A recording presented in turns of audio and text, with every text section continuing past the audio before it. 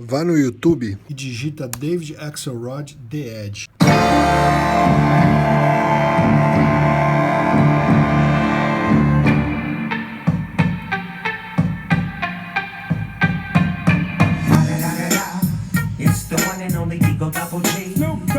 Traz o Dr. Dre e Snoop Dogg pra cá. Ó, é mais fácil dividir o sample original, a música original, em dois canais separados, porque a gente vai usar a bateria que tá de um lado, vai usar a guitarra que tá do outro.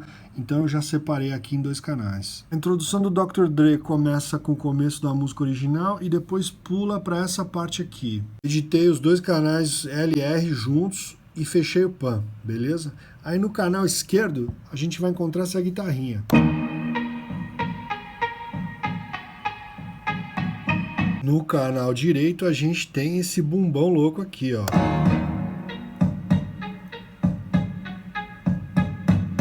Edito os dois logo depois da introdução. Nessa parte da música aqui, ó, eu vou pegar essa caixa. A gente fica com essa levada aqui.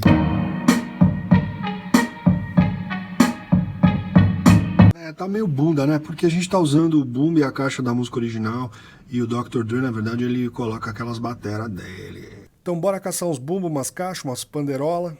Achei esse kick aqui bem cara de Dr. Dre, mas ele é estéreo e o ataque dele é muito porrada. O que tá sendo usado na música original é mais suave, então vou dar uma editadinha. Bom, depois de correr atrás de bumbos e caixas e uma panderolinha, temos isso aqui.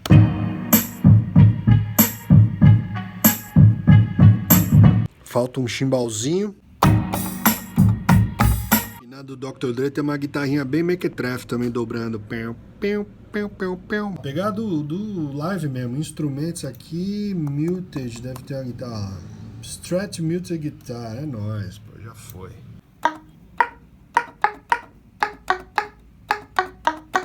Aí mete um prato para começar, reverte o bichão aqui na frente para fazer um reversinho aqui para virada. E temos então o nosso beat.